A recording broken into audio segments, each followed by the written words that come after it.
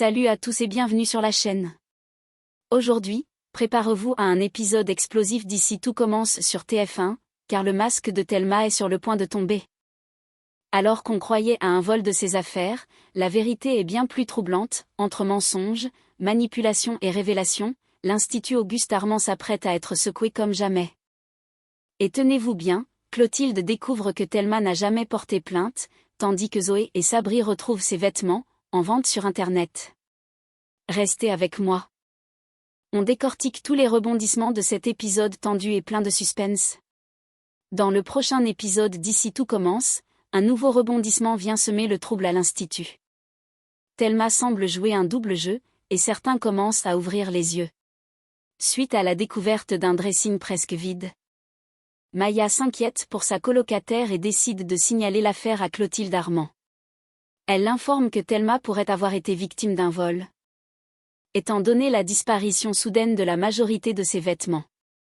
Alertée, Clotilde prend l'information au sérieux et vient demander des explications directement à Thelma. Maya, présente, espère que son amie clarifiera enfin la situation. Mais face aux questions, Thelma reste étonnamment vague.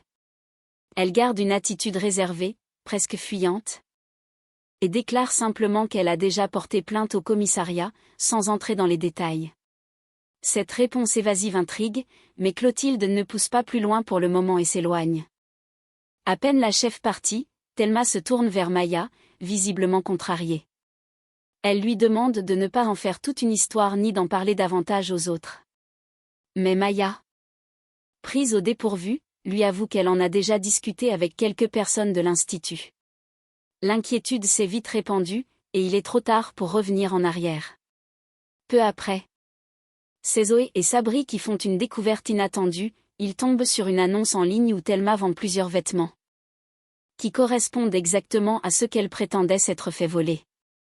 Le doute n'est plus permis, Thelma n'a pas été victime d'un vol, elle se débarrasse en secret de ses propres affaires. Reste à comprendre pourquoi elle ment et quel est le but de cette mise en scène. Entre trahison, incompréhension et tension à venir, la vérité risque de faire l'effet d'une bombe au sein de l'Institut. Tandis que l'affaire autour de la disparition des vêtements de Thelma commence à faire le tour de l'Institut, les réactions des élèves varient considérablement. Gary, touché par la situation, exprime une certaine compassion pour Thelma. Même s'il apprend qu'elle a peut-être menti ou dissimulé la vérité, il reste bienveillant, persuadé qu'elle traverse probablement une période compliquée. Mais de son côté, Matteo adopte une toute autre posture. Loin d'être compatissant, il se montre froid et presque moqueur. Selon lui, ce qui arrive à Thelma est bien fait pour elle. Il affirme que cette expérience lui servira de leçon, qu'elle comprendra enfin que la vie n'est pas toujours rose, même lorsqu'on a de l'argent.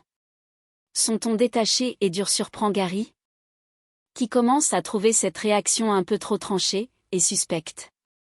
Plus tard, troublé par l'attitude de Matteo, Gary se rend au studio où se trouvent Zoé et Thelma pour leur faire part de ce qu'il a sur le cœur. Il partage ses doutes avec franchise. Il repense à un détail qu'il avait marqué en cuisine quelques jours plus tôt. Matteo avait sorti des couteaux de luxe, des pièces très coûteuses que personne ne l'avait jamais vu posséder auparavant. Pour Gary, cela ne peut pas être une coïncidence. Il commence à faire le lien, et si Matteo avait volé les affaires de Thelma pour les revendre et s'acheter ce matériel haut de gamme? Cette hypothèse, bien qu'encore fragile, lui semble plausible compte tenu de l'attitude récente de son camarade. Zoé et Thelma, en entendant cela, sont à la fois choquées et troublées. Si les soupçons de Gary sont fondés, alors ce n'est pas seulement une trahison personnelle, mais un véritable coup de poignard dans le dos venant de quelqu'un en qui Thelma avait confiance. Déterminée à tirer les choses au clair, Zoé décide de ne pas laisser planer le doute plus longtemps. Elle se rend directement dans les vestiaires de l'Institut, où elle trouve Matteo en pleine discussion avec Jude. Sans détour, elle l'interpelle et l'interroge sur les fameux couteaux de luxe qu'il a exhibés en cours quelques jours plus tôt. Dès les premiers mots, Matteo se raidit. Il adopte aussitôt une posture défensive, visiblement agacé d'être pris à partie. Son ton monte rapidement, trahissant une certaine nervosité. Jude, sentant la tension grimper, tente d'intervenir pour apaiser la situation. Il demande à Matteo de se calmer, lui rappelant qu'il n'y a peut-être pas lieu de s'énerver autant si tout cela n'est qu'un malentendu. Mais Matteo ne décolère pas. Il coupe court aux accusations en niant catégoriquement avoir volé quoi que ce soit à Thelma. En revanche, il admet posséder effectivement des couteaux haut de gamme, mais précise qu'il ne les a pas achetés avec de l'argent douteux. Selon lui, ils lui ont été offerts par son père, un passionné de cuisine. Malgré cette explication, l'ambiance reste lourde, et les non-dits flottent encore dans l'air. Matteo, piqué au vif, claque son sac et quitte brusquement les vestiaires, furieux d'avoir été mis en cause. Zoé, quant à elle, reste songeuse. Si ses réponses sont peut-être vraies, son comportement impulsif ne fait qu'alimenter les soupçons. Quant à Jude, il observe la scène en silence, troublé par l'attitude de son ami. Le mystère autour de Thelma est loin d'être résolu, et les tensions ne font que commencer. Un peu plus tard, Jude retrouve Matteo seul dans le parc, assis sur un banc à l'écart, visiblement encore tendu après sa confrontation avec Zoé. Soucieux, Jude s'assied à ses côtés et lui pose une question simple mais sincère. Pourquoi réagit-il aussi violemment dès qu'on l'aborde sur certains sujets ? Il sent bien qu'il y a autre chose derrière cette agressivité soudaine. Après un silence hésitant, Matteo finit par se confier. Il avoue qu'il a revu son père récemment, ce dernier a emménagé dans la région, et ils se sont retrouvés après un certain temps sans contact. Cette rencontre, censée être banale, l'a profondément remué. Matteo reconnaît qu'il n'a pas réussi à lui dire qu'il était en couple avec Jude. Il s'en veut, se sent lâche, et cette culpabilité le ronge. Il craint que ce non-dit ne finisse par peser aussi sur leur relation. Mais Jude, fidèle à lui-même, garde son calme et lui parle avec douceur. Il lui rappelle qu'il n'a pas besoin de se forcer à faire son coming out s'il ne s'en sent pas prêt. Ce genre de démarche n'appartient qu'à lui, et il ne doit rien prouver à personne. Et surtout, que cela ne changera jamais rien entre eux. Leur relation ne dépend pas du regard des autres, encore moins de celui de son père. Ces mots, simples mais sincères, touchent profondément Matteo. Il laisse retomber la pression, sentant un poids se délier de ses épaules. Rassuré, il esquisse enfin un sourire, reconnaissant envers Jude pour son soutien constant et sans jugement. Dans cette bulle de tendresse au cœur du parc, un lien encore plus fort se tisse entre eux, dans le respect des temps de chacun. Pendant ce temps, Gary et Zoé, toujours préoccupés par ce que traverse Thelma, se retrouvent pour discuter de la meilleure manière de lui venir en aide. Tous deux savent qu'elle garde beaucoup de choses pour elle et qu'elle refuse de se plaindre, mais ils sentent bien que la situation l'affecte plus qu'elle ne le montre. Assis à la cafétéria, ils passent en revue les différentes options. Gary, dans un élan de générosité, propose une idée simple mais concrète. Et s'il se mettait à chercher des vêtements équivalents à ceux qu'elle a perdus sur des sites de seconde main ? L'objectif serait de lui reconstituer petit à petit une garde-robe, sans qu'elle se sente redevable, en choisissant des pièces proches de son style habituel. Cette proposition fait tilt dans l'esprit de Zoé. Elle lève les yeux, un éclair d'enthousiasme dans le regard. L'idée de Gary lui donne une autre perspective, et si, au lieu de simplement remplacer les vêtements, ils en profitaient pour créer quelque chose de plus grand ? Une sorte de friperie solidaire interne à l'Institut, où chacun pourrait donner ou échanger des vêtements qu'il ne met plus, afin d'aider ceux qui traversent des difficultés financières, comme Thelma, ou d'autres qui n'osent pas en parler. Zoé sent qu'il y a là une vraie opportunité. Non seulement pour venir en aide à Thelma discrètement, mais aussi pour instaurer un esprit d'entraide et casser les tabous autour des inégalités au sein de l'école. Gary adhère aussitôt à l'idée, séduit par sa portée collective. Ensemble, ils décident de creuser le projet, sans se douter qu'ils pourraient bien créer une nouvelle dynamique solidaire à l'Institut. Décidée à tirer cette affaire au clair, Zoé retrouve Sabri au café de la place, un ordinateur sous le bras et l'esprit en ébullition. Elle lui explique qu'elle soupçonne quelque chose d'étrange.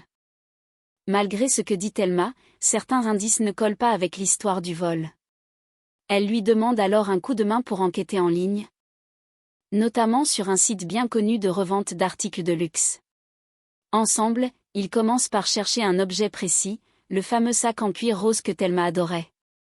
et qu'elle prétendait avoir perdu. En quelques clics, le sac réapparaît, en vente, à un prix élevé. Zoé et Sabri se figent, interloqués. Le sac est en parfait état, mis en ligne récemment, et accompagné d'autres articles qui leur semblent immédiatement familiers. Intrigués, ils consultent le profil du vendeur. Rapidement, le doute n'est plus permis. L'intégralité des affaires de Telmaï est listée, des vêtements aux accessoires, en passant par des paires de chaussures et même une écharpe qu'elle portait souvent. Chaque photo est soigneusement prise, mais un détail attire soudain l'attention de Sabri. En arrière-plan de toutes les images, il reconnaît sans hésiter les draps du lit de Thelma. Les motifs sont identiques à ceux qu'elle a dans leur chambre à l'Institut. Il se tourne alors vers Zoé, abasourdi, c'est chez elle, ça. Elle n'a jamais été volée. Zoé reste un instant sans voix, le puzzle se reconstituant dans son esprit. Thelma a tout organisé, de A à Z, et a menti à tout le monde. Mais pourquoi? Par besoin d'argent? Par honte? Par défiance? Ce qu'ils viennent de découvrir remet tout en question. Zoé et Sabri savent qu'ils tiennent là une vérité explosive, et qu'ils vont devoir décider quoi en faire. Pendant ce temps, à l'Institut, l'affaire du prétendu vol des affaires de Thelma continue d'attirer l'attention. Olivia, qui n'a pas oublié la conversation qu'elle a eue avec son élève, profite d'un moment avec Clotilde pour lui demander si des avancées ont été faites concernant l'enquête. Elle reste perplexe face au silence de Thelma et commence à douter de la version qu'elle lui avait confiée. Intriguée à son tour, Clotilde décide de prendre les devants. Elle compose le numéro du commissariat local afin d'en savoir plus. Son but est simple, vérifier que Thelma a bien déposé plainte comme elle l'avait affirmé devant elle et Maya. Mais à l'autre bout du fil, la réponse du capitaine de la gendarmerie tombe. Net et sans appel, aucune plainte n'a été enregistrée au nom de Thelma ces derniers jours. Un silence s'installe. Clotilde, surprise, remercie poliment avant de raccrocher. Le regard soudain assombri. Cette information confirme les doutes qui grandissent depuis quelques jours. Thelma n'a pas été victime d'un vol, ou du moins, elle a menti à ce sujet. Olivia, présente à ses côtés, comprend aussitôt la gravité de la situation. La supercherie commence à se dévoiler, et Clotilde comprend qu'il va falloir confronter Thelma rapidement. Mais avant cela, elle veut en savoir plus. Une chose est certaine, ce mensonge ne pourra pas rester enfoui bien longtemps, et les conséquences risquent d'être lourdes. Et voilà pour ce nouvel épisode rempli de tension et de mystère dans Ici tout commence. Entre le mensonge de Thelma, les suspicions autour de Matteo et le début d'une vraie enquête interne à l'Institut, l'ambiance devient carrément électrique. Mais la grande question maintenant, c'est, pourquoi Thelma a-t-elle tout inventé? Et surtout, comment va-t-elle se sortir de cette situation quand toute la vérité éclatera? Dites-moi en commentaire ce que vous pensez des agissements de Thelma. Manipulatrice ou simplement en détresse? Et surtout, abonnez-vous, activez la cloche, et likez la vidéo pour ne rien manquer des prochains rebondissements. On se retrouve très vite pour un nouveau spoiler. À très bientôt.